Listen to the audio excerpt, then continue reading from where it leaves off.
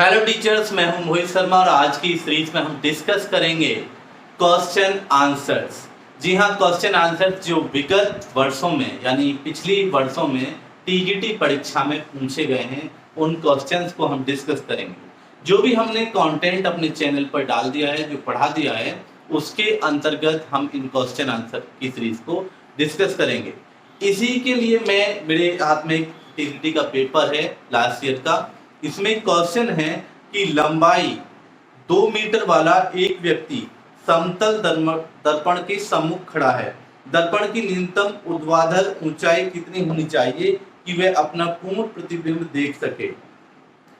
English में बोलता हूँ, a person of height 2 metre stands in front of a plane mirror. What must be the minimum vertical height of the mirror so he can see his full image. तो समतल दर्पण के कुछ उपयोग हमने पहले भी पढ़े थे, आप भी डिस्कस कर लेते हैं। समतल दर्पण क्या होता है कि एक फ्लैट शीट होती है, एक बिल्कुल सीधी शीट होती है जिसमें एक तरफ पॉलिश हुई होती है। इसके कुछ नियम क्या है कि समतल दर्पण में जो भी प्रतिबिंब बनेगा, कोई भी दर्पण है जो भी प्रतिबिंब बनता है वो परावर्तन के कारण बनता है, यानी रिफ्लेक्शन के कारण बनता है। और समतल दर्पण बिल्कुल सीधा होता है और समतल दर्पण के सामने कोई भी ऑब्जेक्ट जितनी दूरी पर होता है उतने ही अंदर जाके उसका प्रतिबिंब दर्पण के अंदर बनेगा। ये बताया था, वीडियो देख सकते हैं आप। The distance of object and image from the mirror are equal. Mirror से दोनों की डिस्टेंस क्या होती है? इक्वल होती है। और इमेज कैसी बनती है? यानी आभासी बनती है, वर्चुअल बनती है और बिल्कुल सीधी बनती है। आभासी और सीधी इमेज बनती है, यानी वर्चुअल एंड इरेक्ट बनती है। और इसके लिए प्रतिबिंब का क्या है कि अगर आपके सामने अगर प्लेन मिरर है तो किसी भी ऑब्जेक्ट की इतनी हाइट होनी चाहिए, यानी किसी भी दर्पण की इतनी हाइट होनी चाहिए कि ऑब्जेक्ट की आधी, कम से कम ऑब्जेक्ट की आधी हाइट का अगर कोई प्लेन मिरर है, कोई वस्तु है और वस्तु की ऊंचाई है 3 मीटर, तो आपसे पूछ ले कि मिनिमम हाइट दर्पण कैसा होना चाहिए कि जिससे ये 3 मीटर का प्रतिबिंब पूरा बन जाए उसके अंदर। तो इसके लिए आपको जो दर्पण चाहिए, मिरर चाहिए 3/2 यानी 1.5 मीटर का कोई भी दर्पण होना चाहिए। तो यहाँ पर पूछा है कि लंबाई 2 मीटर वाला एक व्यक्ति है और वो समतल दर्पण के सम्मुख खड़ा है, यानी सामने खड़ा है। तो उसके लिए कैसा दर्पण होना चाहिए कि दर्पण की ऊंचाई मिनिमम कितनी होनी चाहिए, न्यूनतम कितनी होनी चाहिए कि उसका प्रतिबिंब पूरा दर्पण के अंदर बन सके। तो 2 मीटर उस व्यक्ति की हाइट है, तो मिनिमम हाइट दर्पण की कितनी हो जाएगी?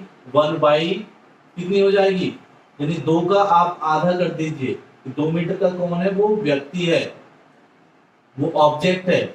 और 2 का आधा कितना हो जाएगा? 1 मीटर। जी हाँ, 1 मीटर हाइट होनी चाहिए उस दर्पण की, उस समतल दर्पण की। तो किसी भी समतल दर्पण में जो प्रतिबिंब बनता है वो तब बनता है पूरा कि अगर दर्पण की ऑब्जेक्ट से ऊंचाई कम से कम कितनी होनी चाहिए? आधे से कम है तो पूरा उसका प्रतिबिंब नहीं बन पाएगा। तो ये था पहला क्वेश्चन, हमने डिस्कस कर लिया है।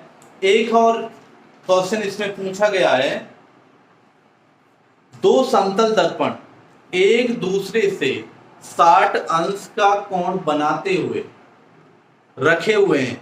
यदि उनके बीच एक बिंब रखा हो तो कितने प्रतिबिंब दिखाई देंगे? बिंब ऑब्जेक्ट को कहते हैं, इंग्लिश में पढ़ता हूं। 2 plane mirrors are placed at 60 degree angle to each other. How many images will be seen if the object is placed between them? यानी 2 आपकी समतल दर्पण है और समतल दर्पण दोनों एक दूसरे से 60 अंश का कोण बनाए हुए रखे हुए हैं और उनके बीच एक ऑब्जेक्ट है। तो बताइए प्रतिबिंबों की संख्या कितनी होगी?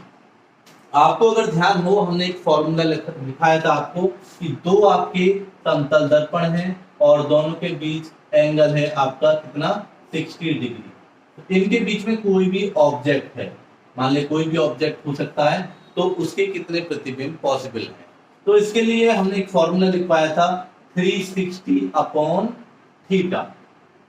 ठीक है, प्रतिबिंबों की संख्या बराबर यानी नंबर ऑफ इमेजेस बराबर 360 अपॉन थीटा। 360 और थीटा आपका कितना है 60, कितना गया, कितना आया 6, यानी प्रतिबिंबों की संख्या n बराबर 360 अपॉन थीटा, ये लिखवाया था आपको। और अगर ये सम आता है, n की वैल्यू सम आता है, n की वैल्यू कितनी आए, सम आए, तो हम क्या कहते हैं कि प्रतिबिंब कितने होंगे, टोटल प्रतिबिंब कितने होंगे, प्रतिबिंबों की संख्या कितनी होगी n-1, यानी 6 - 1 = 5। तो 5 प्रतिबिंब बनेंगे। ये n बराबर 360 अपॉन थीटा आप याद रखें। अगर ये विषम होती तो विषम अगर मान लिया 7 आती तो प्रतिबिंब आपके 7 ही बनते। तो n की वैल्यू अगर सम है तो एक घटा देते हैं और विषम है तो उतनी ही रहने देते हैं। तो इससे हम पता कर सकते हैं कि दोनों क्वेश्चन 2021 के टीजीटी में पूछे गए। तो कोई लैंग्वेज बैरियर नहीं है चैनल पर, आप बिल्कुल दोनों भाषाओं में आपको क्वेश्चंस मिलते रहेंगे।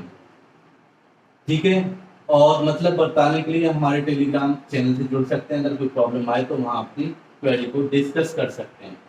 कोई वस्तु 15 सेंटीमीटर, प्रीवियस ईयर क्वेश्चन है, 15 सेंटीमीटर वक्रता त्रिज्या के अवतल दर्पण से, पहला केस है कि 10 सेंटीमीटर, ठीक है, और दूसरा केस है आपका 5 सेंटीमीटर दूरी पर रखी।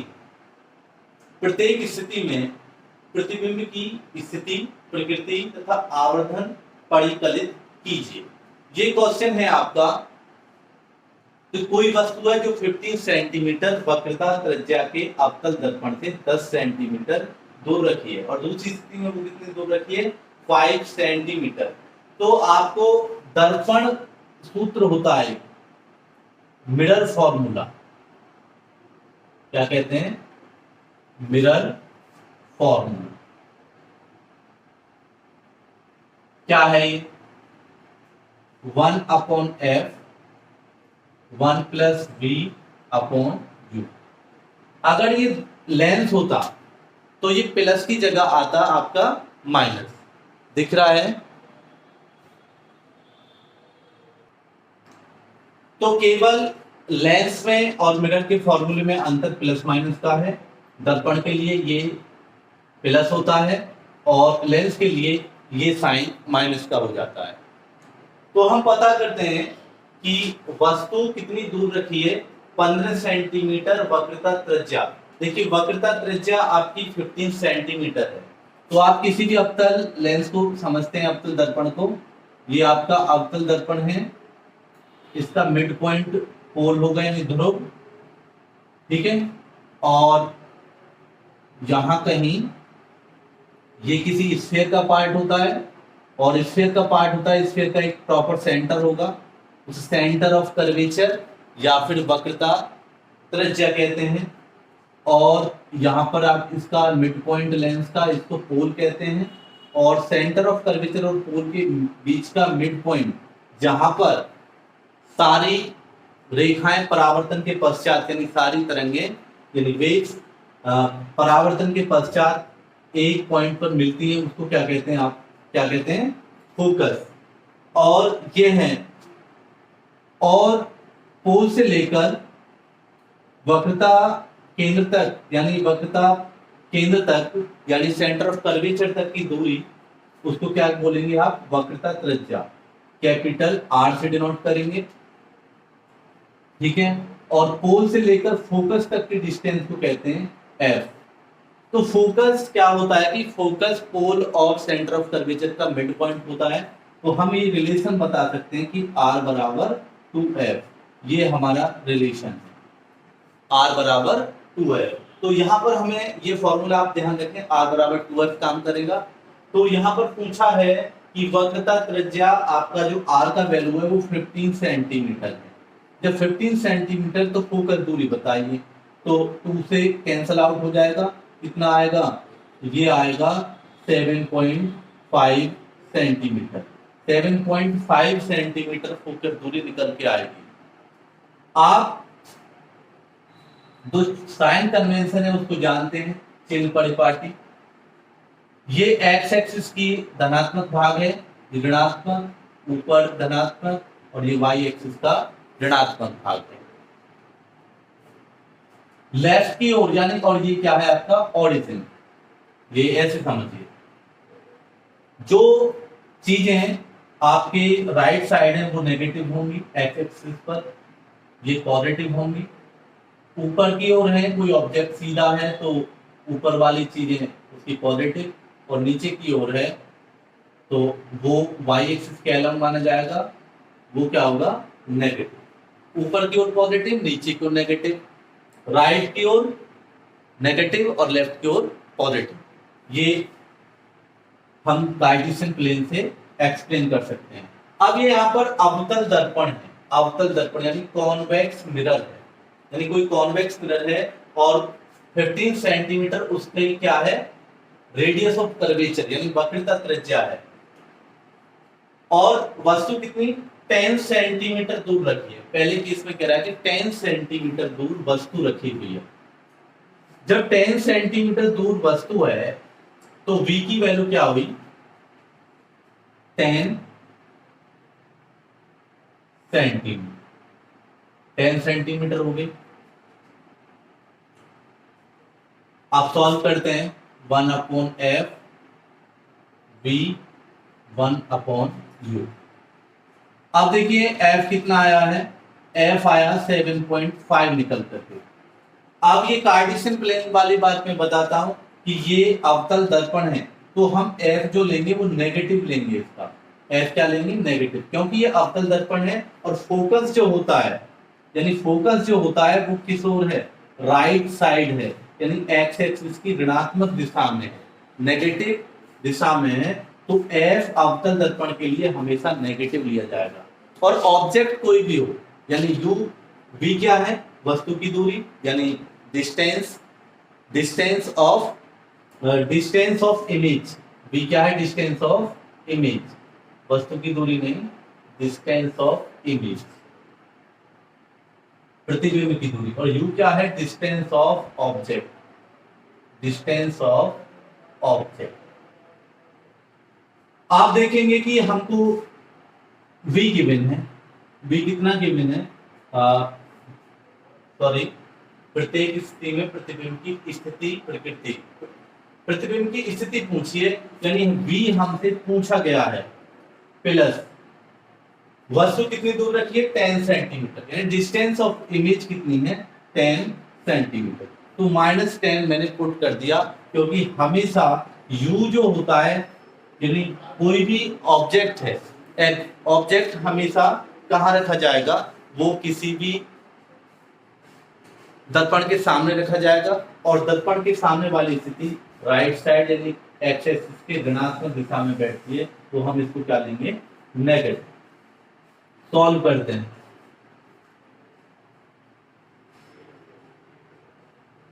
One upon v plus minus minus, या फिर 1/v को इधर ही रहने दीजिए, सीधा करके लिख लें, इसको इधर ले आते हैं 7.5 प्लस 1/10, यहां तक क्लियर होगा। हम -1/10 को इसकी तरफ ले आए और इसको बिल्कुल सीधा करके हमने लिख दिया। क्या करेंगे, ये 7.5 वाली स्थिति है, ऊपर नीचे 2 की मल्टीप्लाई कर दो, यहां पर 2 की मल्टीप्लाई और 7.5 में भी 2 की मल्टीप्लाई, कोई फर्क नहीं पड़ने वाला है। कितना आएगा 2/15 प्लस 1/10, 10 और 15 का आप जैसे ही एलसीएम लेंगे वो आएगा 30, 15 2 ज़ा 30, 2 2 ज़ा 4, 10 3 ज़ा,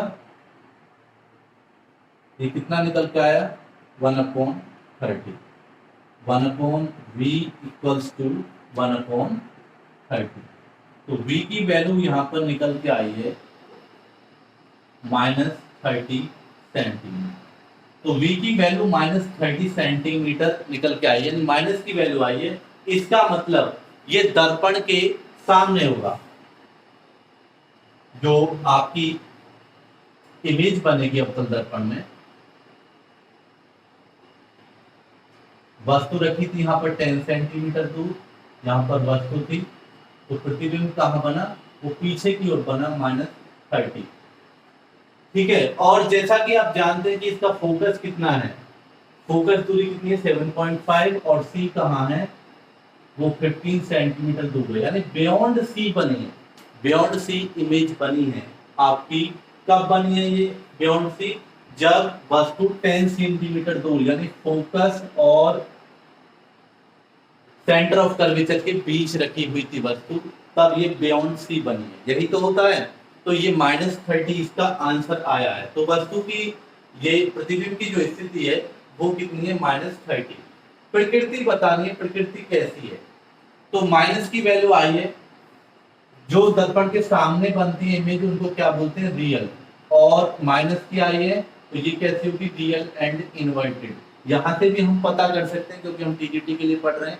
और दूसरा इसने क्या बोला कि आवर्धन, वैसे हम आवर्धन क्षमता से ही पता कर पाते हैं कि वस्तु की जो प्रकृति यानी नेचर कैसी है। आवर्धन कहते हैं मैग्निफिकेशन को। मैग्निफिकेशन क्या होता है, इसे स्मॉल एन से डिनोट करते हैं। ये प्रतिबिंब की लंबाई अपॉन वस्तु की लंबाई, इसका फॉर्मूला है। यानी आप कह सकते हैं height of image upon height of object. इसको हाइट ऑफ इमेज और ऑब्जेक्ट को हम डिस्टेंस से भी रिलेटेड कर देते हैं, और ये फॉर्मूला निकल के आता है m बराबर -v upon u, -v upon u।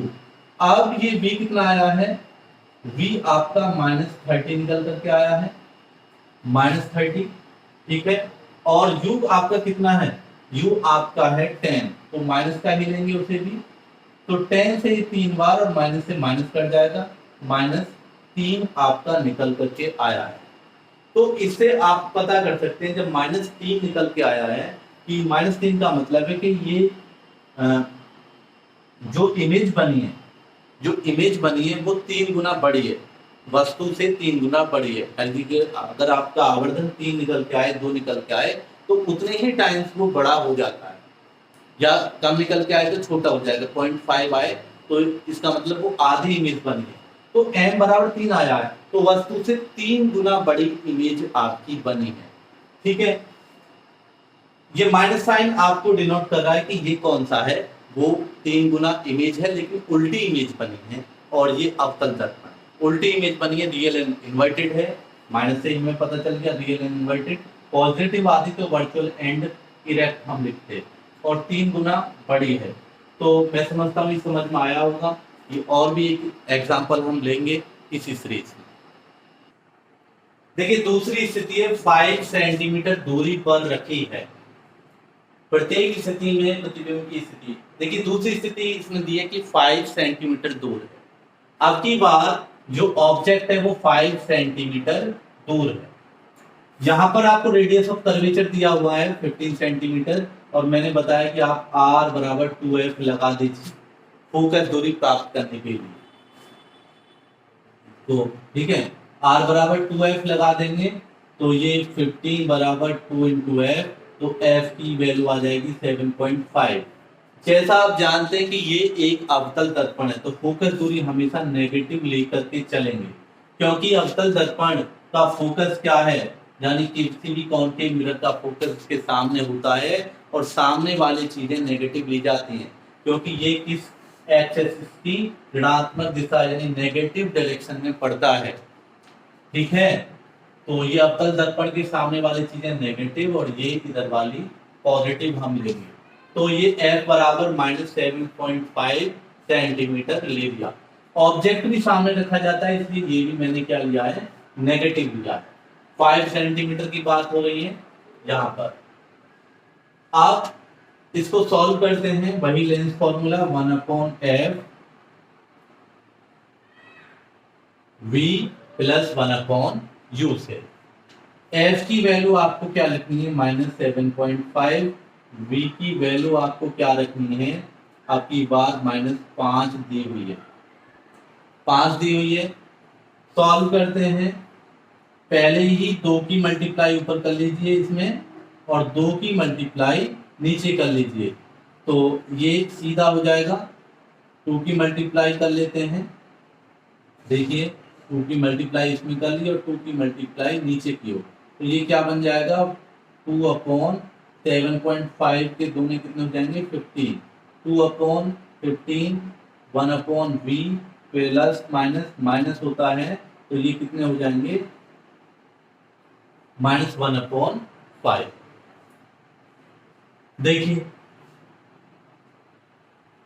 -1/v 2/15 plus 1/5, 15 आपका एलसीएम आ जाएगा, -2 प्लस 3, तो ये निकल के आया 1/15।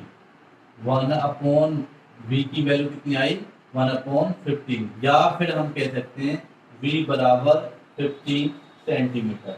देखिए आपकी बार पॉजिटिव का 15 सेंटीमीटर निकल करके आया है, पॉजिटिव का 15 सेंटीमीटर। इसका मतलब ये जो इमेज बनी है इस दर्पण के पीछे यानी मिरर के पीछे बनी है, यानी पॉजिटिव डायरेक्शन में बनी है, ठीक है। और बननी भी चाहिए थी क्योंकि फोकस दूरी है 7.5, यहाँ तक की डिस्टेंस पोल से फोकस तक की 7.5 और इमेज कहाँ रखी है 5 सेंटीमीटर, यानी पोल और फोकस के बीच में रखी है। जब पोल और फोकस के बीच में होगी तो बनने वाली इमेज बिहाइंड द मिरर होगी, यानी दर्पण के पीछे होगी।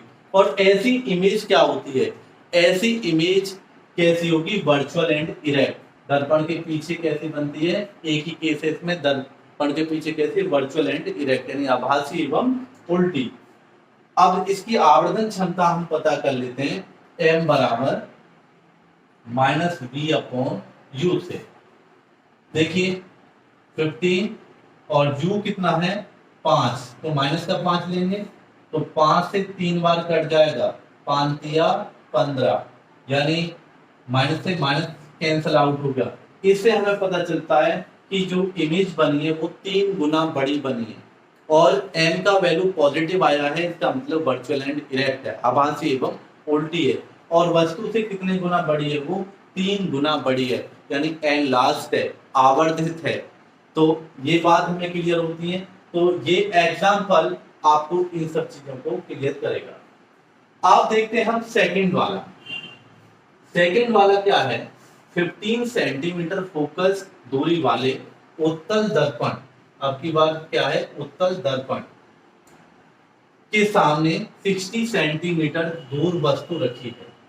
उत्तल दर्पण के सामने 60 सेंटीमीटर दूर वस्तु रखी है। प्रतिबिंब की स्थिति यानी पोजीशन ऑफ इमेज एंड एवं प्रकृति ज्ञात कीजिए, यानी नेचर ऑफ इमेज कैसी है, रियल है, इन्वर्टेड है, क्या है, ठीक है। और प्रतिबिंब का आवर्धन यानी m का वैल्यू क्या है। तो देखते हैं, फोकस दूरी कितनी गिवन है, 15 सेंटीमीटर। आप जानते हैं कि उत्तल जो दर्पण होता है, उत्तल दर्पण का जो फोकस आएगा, क्योंकि ये इसका जो रिफ्लेक्टिंग सरफेस है वो उभरा हुआ होता है और ये जिस गोले का पार्ट होगा उसका सेंटर अंदर की ओर होगा और ये पोल हो गया मिड पॉइंट और बीच में कहीं फोकस होगा। तो फोकस क्या है, बिहाइंड द मिरर, यानी एक्स एक्सिस की पॉजिटिव डायरेक्शन में। तो इसकी जो फोकस दूरी हम लेंगे वो फोकस दूरी कैसी लेंगे, पॉजिटिव लेंगे, हमेशा कॉन्वेक्स की, यानी उत्तल दर्पण कॉन्वेक्स मिरर की हम फोकस दूरी कैसे लेंगे, पॉजिटिव। अब ये कह रहा है कि 60 सेंटीमीटर दूर वस्तु है, तो u हमेशा 60 सेंटीमीटर, ये रिफ्लेक्टिंग सरफेस यहाँ होती है और इसके सामने ही वस्तुएं रखी जाती हैं, तो ये डायरेक्शन हमेशा नेगेटिव होती है। तो u की वैल्यू हमेशा नेगेटिव होगी, चाहे अवतल हो चाहे उत्तल हो। तो -60 सेंटीमीटर हो चुकी है। और v की वैल्यू क्या होगी, यानी प्रतिबिंब की स्थिति पूछी है, तो पहले हम लेंस फॉर्मूला लगा देते हैं, लेंस फॉर्मूला या फिर दर्पण फॉर्मूला, देखो उल्टा बोल गया मैं, ठीक है। तो बहुत सारी गलतियां हो रही मुझे पता चल रहा, लेकिन फिर भी आप समझिए और ध्यान दीजिए, ठीक है। 1/f 15, 1/v we don't know, और ये है 60। सॉल्व करते हैं।